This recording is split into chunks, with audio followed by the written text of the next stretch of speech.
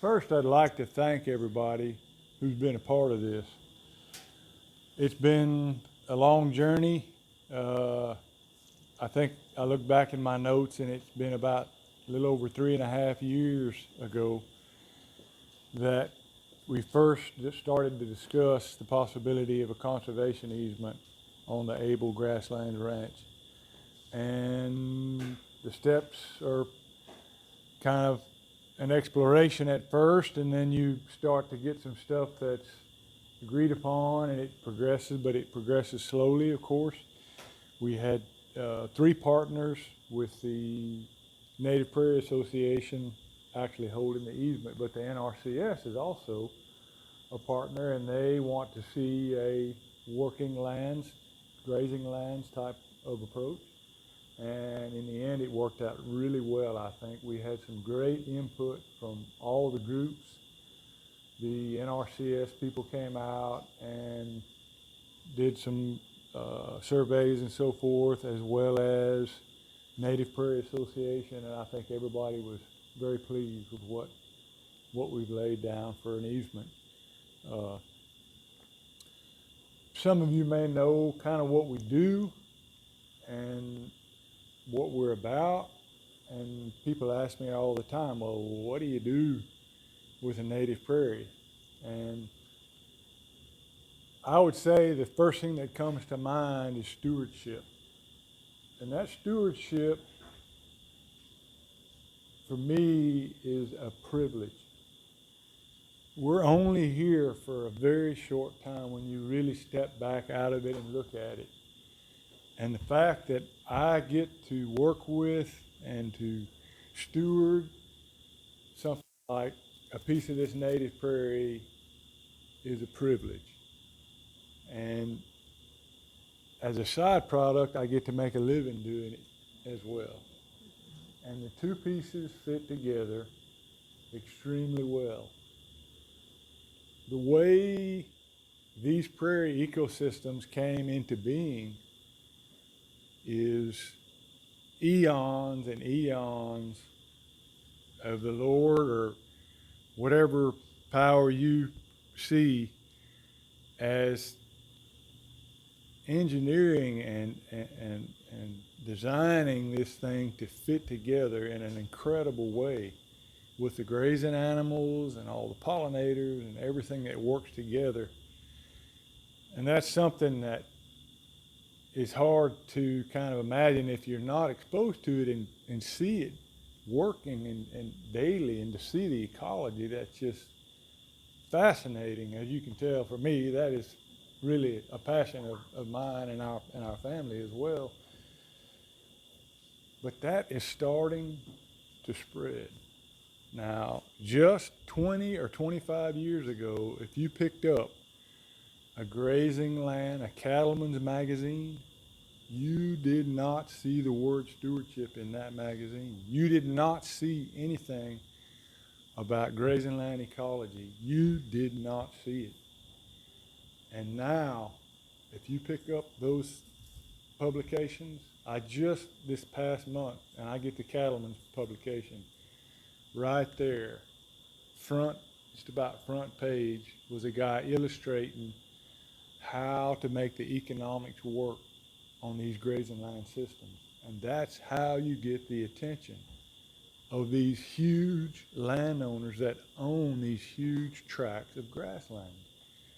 It takes a long time, because these guys are like entrenched in grandpas and granddads and uncles' way of doing things, but they're starting to come around. To me, that's huge, and we're starting to see that change. So I want to be a big part of that.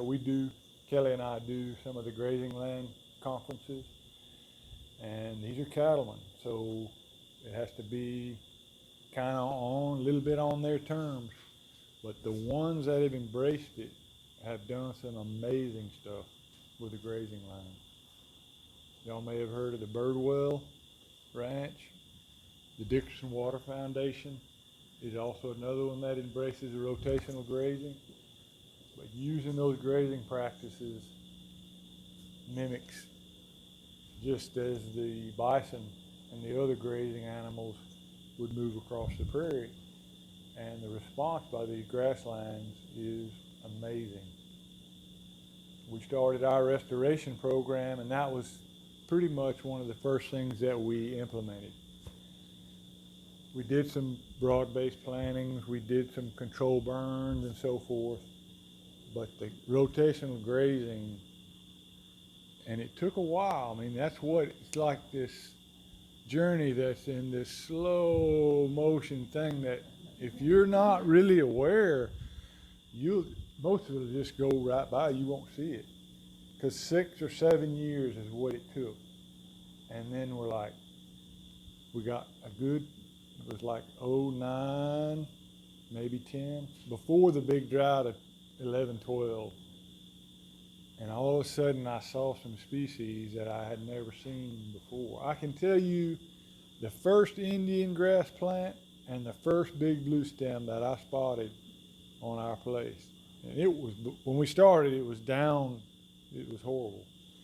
And just with the proper grazing, all of a sudden this thing is just coming alive like you just can't imagine. And man, after 10 years and 15 years, I'm still blown away by stuff that I go back now. Man, I remember what that looked like before, and look at it now. It's just amazing.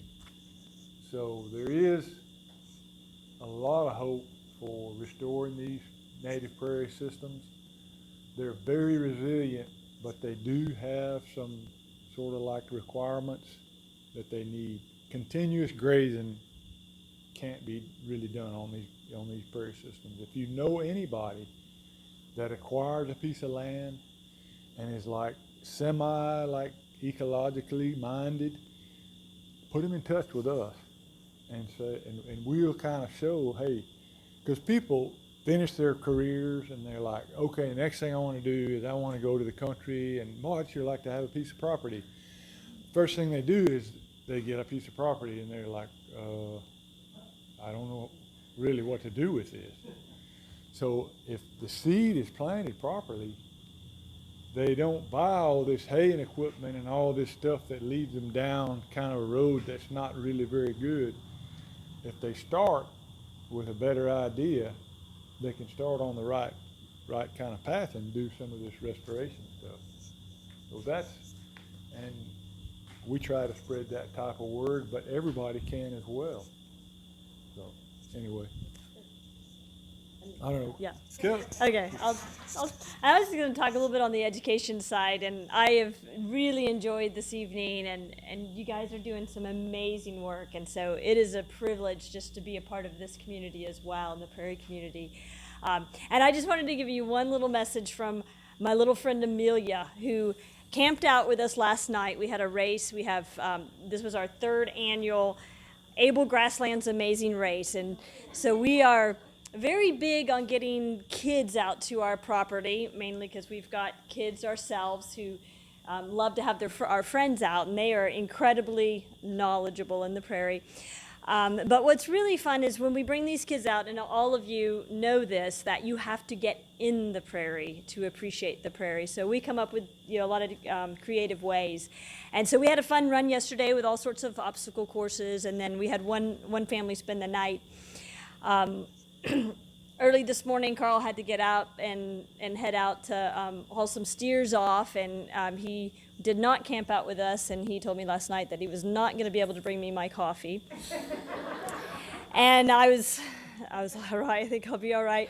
Well, then I get a phone call at 6 this morning that he has left me some coffee at the wheeled gate. And so that was extra motivation to get out of the tent. And I was really kind of excited about like having this quiet walk in the prairie to our wheeled gate to get my coffee. And all of a sudden, Amelia pops out of her tent. Where you going? And I was like, I'm going on a little walk. Can I go? And now you've got a picture. She's in bright pink pajamas. And she's got her rubber boots on. And I'm like, let's go. And so she goes out. This is the first time she'd ever been out to our property.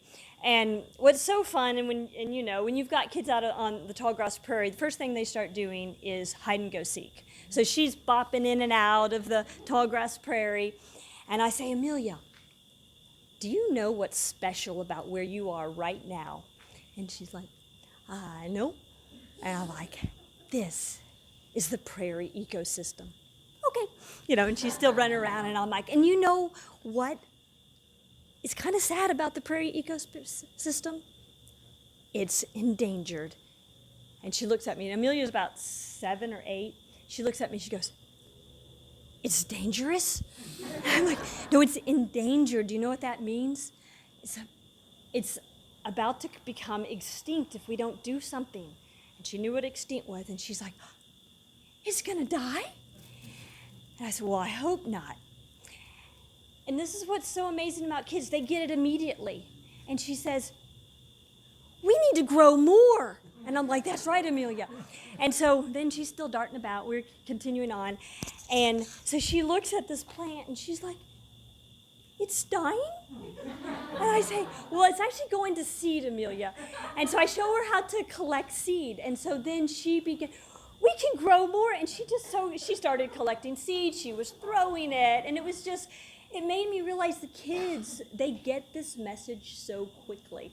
And we kind of go on, and now she's just planting prairie. Well, then she gets to the goatweed. And she's like, it's dying. I'm like, well, that one we do want to die. I'm like, don't touch that seed pod.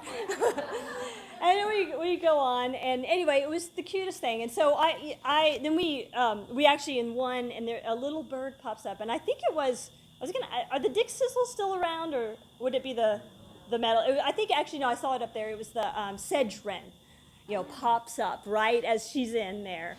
And but it was just beautiful to walk with her. But in the end, I said, well, Amelia, do you have any solutions? And so here is her message. And I wrote it down. I said, what do you think we need to do? And she said, don't be rude to nature. Oh, there it is. So, a little Amelia.